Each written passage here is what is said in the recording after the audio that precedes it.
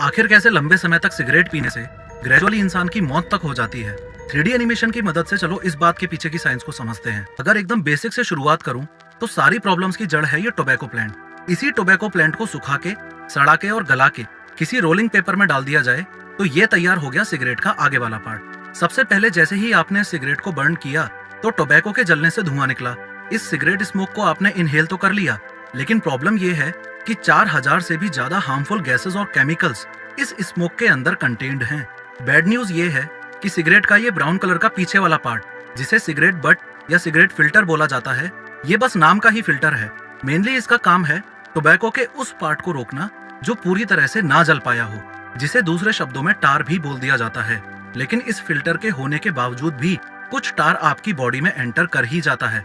Finally cigarette smoke inhale करने की वजह से 4000 से ज्यादा हार्मफुल गैसेस और केमिकल्स आपके विंड पाइप में एंटर कर चुके हैं।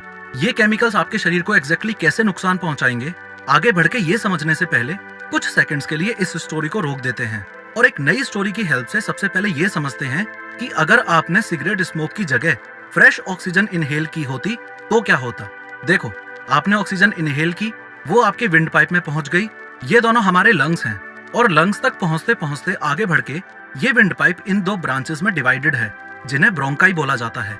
और ये ब्रोंकाई इन बहुत सारी ब्रांचेस में डिवाइडेड हैं, जिन्हें ब्रोंकियोल्स बोला जाता है। फर्दर इन ब्रोंकियोल्स के भी एंड में है ये एल्वियोलाई। अब ध्यान से समझना, ये सिलेंड्रिकल पाइप्स जो आप देख रहे हो, ये ब्लड स्ट्रीम है। खास बात ये है कि ये ब्लड स्ट्रीम इस एल्वियोलाई से अटैच्ड है और इस एल्वियोलाई की बाउंड्री इतनी ज्यादा पतली होती है कि इस जंक्शन पे कार्बन डाइऑक्साइड ब्लड स्ट्रीम से एल्वियोलाई में आके शरीर से बाहर जा सकती है और जो ऑक्सीजन जस्ट अभी हमने सांस के द्वारा इनहेल की थी वो एल्वियोलाई से इस ब्लड स्ट्रीम में आ सकती है।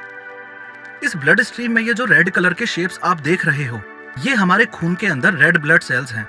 इन रेड ब्लड सेल्स के अंदर एक प्रोटीन होता है, हीमोग्लोबिन। ये ऑक्सीजन एल्वियोलाई से ब्लड स्ट्रीम में आके इस हीमोग्लोबिन से बाइंड हो जाती है और फर्दर जैसे जैसे ये ब्लड हमारे पूरे शरीर में सर्कुलेट होगा, इसके साथ साथ ये ऑक्सीजन भी पूरे शरीर में सर्कुलेट होगी। फॉर एग्जाम्पल, लंग्स से ऑक्सीजन निकली और पैरों में चली गई, हाथों में चली गई, ब्रेन में चली गई, एक्सेट्रा एक्सेट्रा। अब हम वापस अपनी सिगरेट वाली स्टोरी पे आ जाते हैं।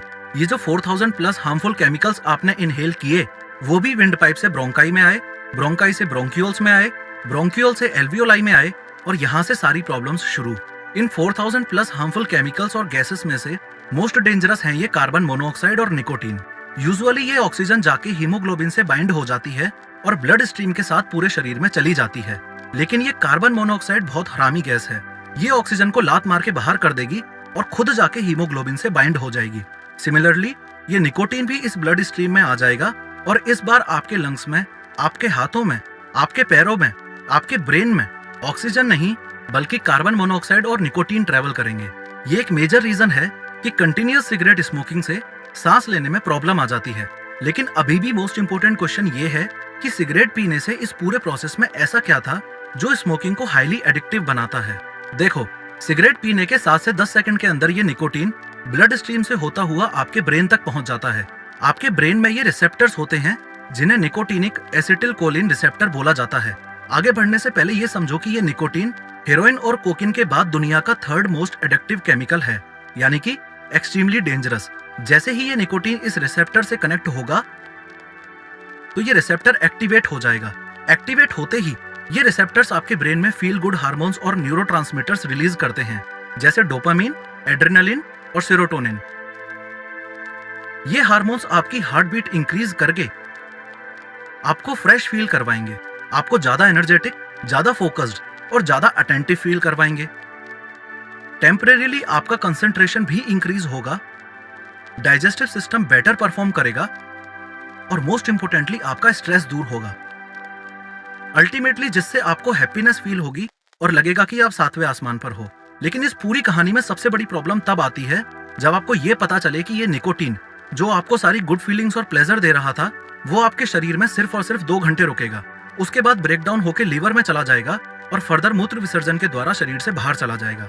अगर टेक्निकली देखा जाए तो जिंदगी में सिर्फ एक सिगरेट पीने से आपकी बॉडी पर कोई बैड इफेक्ट नहीं होगा, लेकिन इतिहास गवाह है कि 99.9% केसेस में आज तक कभी ऐसा हुआ नहीं कि किसी ने सिर्फ एक बार स्मोकिंग करके छोड़ दी हो।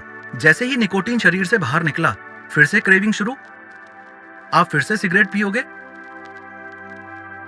अगेन निकोटीन आपके ब्रेन में पहुंच के फील गुड हार्मोन्स रिलीज करके आपको 7वें आसमान पे बिठा देगा और 2 घंटे बाद शरीर छोड़ देगा।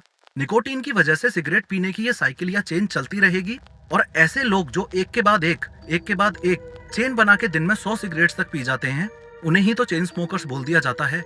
लेकिन एक एवरेज स्मोकर एक दिन में 10 से 15 सिगरेट्स तो निपटा ही देता है। सिगरेट स्मोकिंग की एनाटॉमी को समझने के बाद अब बारी है ये समझने की कि आखिर कैसे लॉन्ग टाइम तक स्मोकिंग करने से इंसान की जान तक जा सकती है। देखो, ये जो हमारे ब्रोंकियोल्स हैं, इनके अंदर म्यूकस और सीलिया होता है।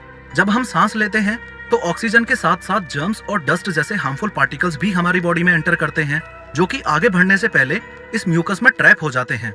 तो ये हेयर लाइक प्रोजेक्शंस, जिन्हें सीलिया बोला जाता है, ये इन हार्मफुल पार्टिकल्स को हमारी बॉडी से बाहर फेंकने में हेल्प करते हैं। लेकिन जब आप रेगुलर स्मोकिंग करते हो तो टोबैको के जलने से आपकी बॉडी में एंटर करने वाला टार और हाइड्रोजन साइनाइड नामक पॉइजनस गैस दोनों मिलकर इस सीलिया को पैरालाइज कर देते हैं। इसी प्रोसेस को डॉक्टर्स सीलियोस्टेसिस बोलते हैं। अब प्रॉब्लम यह है कि इन हार्मफुल सब्सटेंसेस को बॉडी से बाहर फेंके कौन? तो ये जर्म्स और डस्ट आपके रेस्पिरेटरी सिस्टम में रह के उसको चोक करने लगते हैं, और जब अति होने लगती है तो इन जर्म्स और डस्ट को आपकी बॉडी से बाहर निकालने के लिए ही तो आप कफिंग करते हो, यानी कि खांसते हो। आपने ये भी नोटिस किया होगा कि स्मोकिंग करने वाला व्यक्ति अर्ली मॉर्निंग में कुछ हद से ज्यादा ही खांसता है। उसके पीछे भी साइंस है। सिगरेट स्मोकिंग से डैमेज्ड ये सीलिया रात में रिकवरी करते हैं और सुबह होते ही उन सभी जर्म्स और डस्ट को all of a sudden expel करते हैं।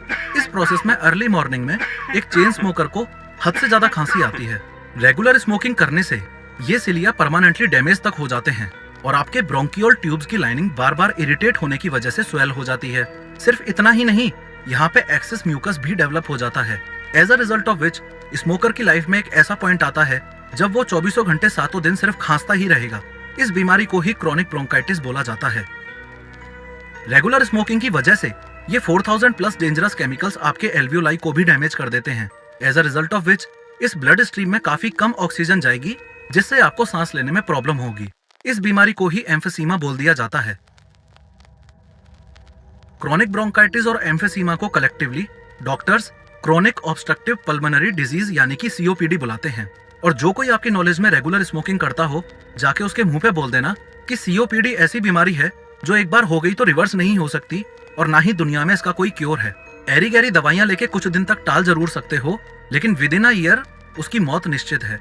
सिगरेट स्मोक के थ्रू आपकी बॉडी में एंटर करने वाले निकोटीन और अदर केमिकल्स आपकी ब्लड वेसल्स को ब्लॉक कर देते हैं और साथ ही साथ एंडोथेलियल लाइनिंग को डैमेज कर देते हैं। As a result of which regular smoking करने से आपकी इन ब्लड वेसल्स में क्लॉट होने के चांसेस काफी ज्यादा बढ़ जाते हैं। ब्लड क्लॉट यानी खून के बहाव का रुक जाना। और अगर आपके हार्ट तक ब्लड नहीं पहुंचेगा तो हार्ट तक ऑक्सीजन जाएगी कैसे?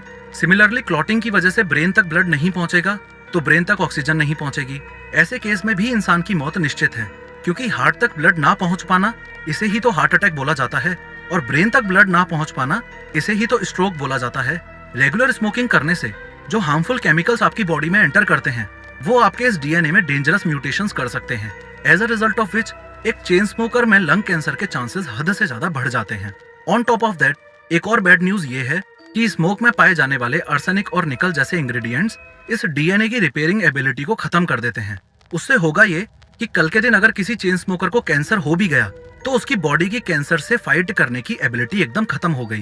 At the end of the day फिर से मौत निश्चित है। ऑनेस्टली स्पीकिंग, सिगरेट पीने से जो हार्मफुल सब्सटेंसेस आपकी बॉडी में एंटर करते हैं, उनके किस्से सुनोगे तो चौंक जाओगे। सुनाऊं? चलो सुना देता हूँ। सबसे पहला है अमोनिया। ये वही सब्सटेंस है जो टॉयलेट क्लीनर्स और फ्लोर क्लीनर्स में यूज होता है। दूसरा है एथेनॉल, ये शराब में यूज किया जाता है। तीसरा है डीडीटी, ये कीड़ों को मारने वाली दवाइयों में यानी कि इंसेक्टिसाइड्स में यूज किया जाता है। चौथा है आर्सेनिक, ये एंट पॉइजन में यूज किया जाता है। पांचवा है कार्बन मोनोऑक्साइड, जो कि कार एग्जॉस्ट फ्यूम्स में पाया जाता है। छठा है कैडमियम, ये कार बैटरी फ्लूइड्स में यूज किया जाता है। सातवां है हाइड्रोजन साइनाइड, जो कि और कुछ नहीं बल्कि एक जहर ही है। आगे मैं गिनाता जाऊंगा, आप गिनते जाओगे, लेकिन ये लिस्ट कभी खत्म नहीं होने वाली। उसकी जगह एक पर्सनल एडवाइस देता हूँ। हजारों स्टैटिस्टिकल रिपोर्ट्स आप नेट पे देख सकते हो जो ये बताती हैं कि इंडिया में एनिमेशन इंडस्ट्री अगले 5 सालों में खतरनाक बूस्ट मारेगी। एक एवरेज स्मोकर होने के नाते आप जितने रुपए एक महीने की सिगरेट में उड़ा दोगे, सिर्फ उतने अमाउंट में 3D एनिमेशन ट्रेनिंग प्रोग्राम में एडमिशन ले सकते हो। अभी कंपटीशन काफी कम है और जो पैसा सिगरेट जैसा जहर पीने में बर्बाद करते हो, उस पैसे से खुद को या अपने छोटे भाई बहनों को 3D कोर्स गिफ्ट करके स्किल्स को इम्प्रूव करने पे ध्यान दो। Thanks for watching.